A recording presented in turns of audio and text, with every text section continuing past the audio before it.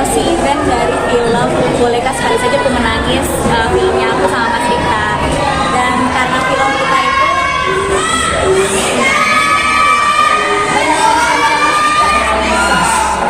bayaran saya karena film kita itu kan mengangkat tentang apa ya, self love, terus juga inner child trauma, banyak isu-isu yang kita angkat lah di film ini ya, isu kesehatan mental. Jadinya hari ini tuh kita buat event sama penonton setianya Cinema Pictures untuk datang hari ini merayakan bersama dan nangis-nangis bareng juga, karena nanti di eventnya bakalan ada Kak Azima Rais yang akan memandu metode self love yang akan dibawakan nanti di atas panggung. Ada Fedi Putri juga yang akan nyanyi, dia official soundtrack film ini. Jadi bakal seru-seruan bareng sih sama cast dan penonton. Really dari sekian film kamu yang akhir-akhir ini, kenapa kayaknya lebih mengedepankan tentang mental health? Sebenarnya karena kesehatan mental tuh kan setiap hari kita hadapi ya, jadi bukannya fokusnya tuh di kesehatan mental aja, tapi memang kebetulan semua isu yang diangkat pasti berhubungannya sama kesehatan mental seseorang gitu. Jadi ya mumpung ini juga bulan Oktober, di 10 Oktober nanti kita akan merayakan Hari Kesehatan Mental Sedunia, jadi ya kenapa enggak gitu. Tips dari Kak Prilly sama Kak Dita sendiri soal kesehatan mental ini ada gak sih? Nah ini Gimana? jagonya Mas Dita banget nih ngasih tips kesehatan mental. liburan Seperti apa misalnya? seperti kalau saya dulu biasanya ke kebun binatang, jadi ngeliat binatang tuh buat saya bikin relax, karena binatang itu kan ekspresinya nggak ada yang dibuat-buat, tingkah lakunya nggak ada yang dibuat-buat, jadi ngeliat sesuatu yang dibuat-buat itu buat saya bikin mental saya jadi bisa. Ya, ngeliat saya kayak karena saya kayak binatang. Gak gitu dong. Ya kalau aku udah lakuin yang aku suka aja sih, kayak misalnya kalau lagi nggak ada waktu yang aku suka apa, misalnya aku sukanya masak ya aku masak gitu, atau kalau ada waktu lebih ya mungkin bisa kayak ke laut, diving, atau mancing gitu. Ini termasuk Ya itu dulu ya, kalau sekarang sih udah enggak ya, karena itu kan sebenarnya ada kebun di sebelah rumah tuh kegiatan buat mama sebenarnya. Tapi kalau aku lebih ke laut sebenarnya.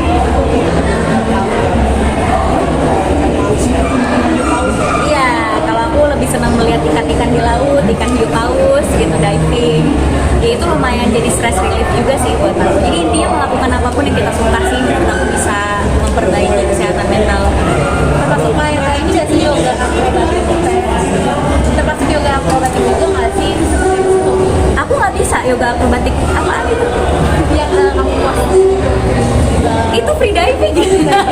Itu free diving tapi pose aja, itu pose-pose di dalam air aja, tapi ya itu olahraganya free diving gitu. Aku nggak bisa yoga, jadi ya free diving juga lumayan bikin tenang.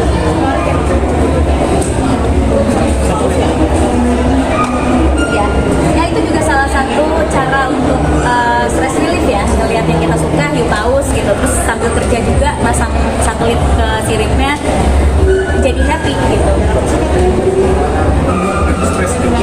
Apa? Itu buat diawasin aja ikannya untuk menentukan wilayah konservasi. termasuk ketemu sama Liminho dan foto. Wow.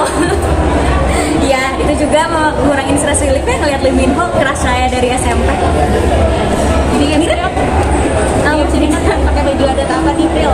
Apa? Yang sini kan pengen pakai baju adat apa? Itu bercanda aja. Itu bercanda aja lah, karena itu crush aku dari SMP, terus kayak bisa ketemu dan ngobrol bareng, foto berdua. Jadi ya iseng-iseng aja posting. Sempet awkward gitu nggak sih, Pril? Ketemu crush kamu dari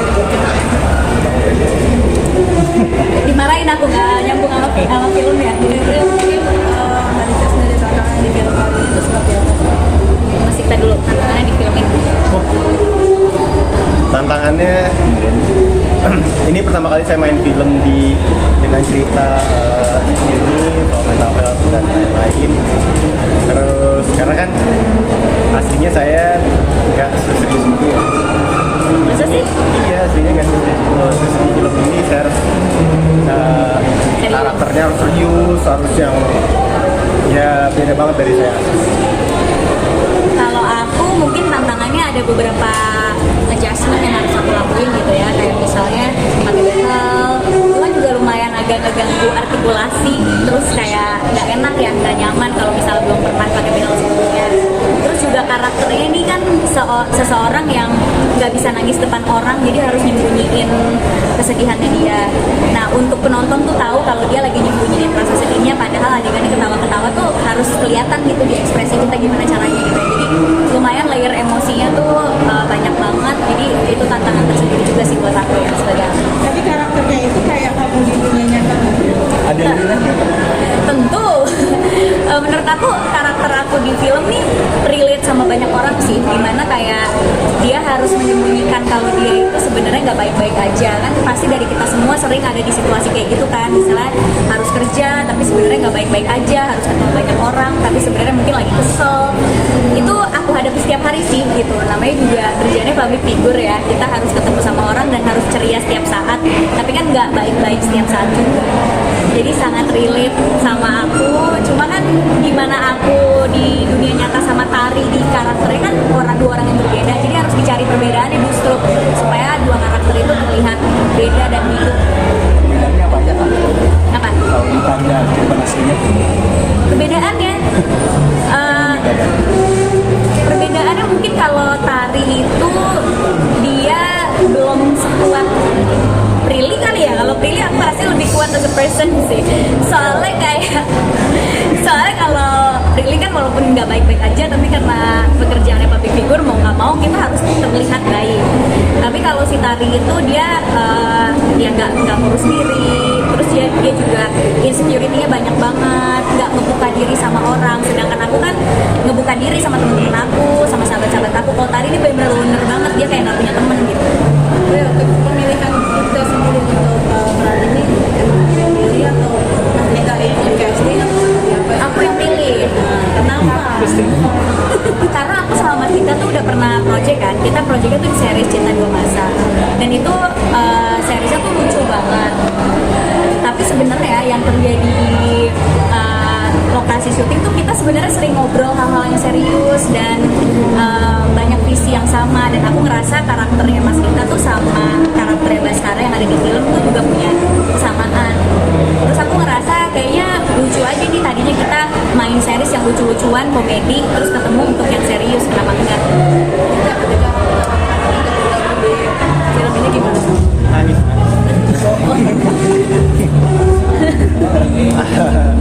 Happy lah maksudnya. Karena waktu itu kan pernah ngomong ke Prilly bro, kalau ada drama aku juga.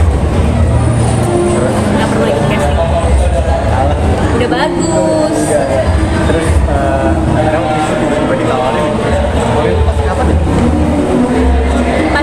Pas jadi prosesnya tuh tim sinema itu lagi nulis script, terus aku udah kayak ini Mas Dika aja pokoknya yang main gitu. Jadi aku kayak mau ya Mas ini main. Udah ada bayangan sosok Baskara itu, ya itu kita lah ya. Udah dapet bayangannya. Kan Baskara juga ceritanya dia tuh mantan atlet basket kan. Jadi aku perlu cowok yang tinggi gitu lah Mas Dika. Tapi Dika sendiri kayak ada riset sendiri nggak sih untuk peran Baskara ini? Oh iya pasti. Karena saya tidak menseriusi basket, tapi saya main basket dulu. Terus beberapa karakter yang ada bertolak belakang sama saya di sini, jadi saya riset dulu, nanya-nanya saya mau belajar dari beberapa karakter. Lalu dari ini juga dan Mas Rosa ya bantu banget buat nemuin karakter. Ini kan kali kedua kali pasangan bersama nih kan. Ada Itu film keberapa rasa bersama. Oh iya mana tuh? Apa olah rasa apa? Ini film kedua, ada rencana olah rasa. Olah rasa tuh ngapain? Kita setiap hari udah olah rasa karena kita sering cerita gitu. Ya basically aku kan sama Mas Dika tuh bukannya cuma sekedar lawan main ya, tapi aku beneran kita aslinya temenan gitu. Lebih dari sekedar lawan main di layar gitu loh. Maksudnya kita kan temenan aslinya. Ternyata temenku adalah saudaranya dia. Oh iya bener. Jadi nggak nyambung juga tuh kan.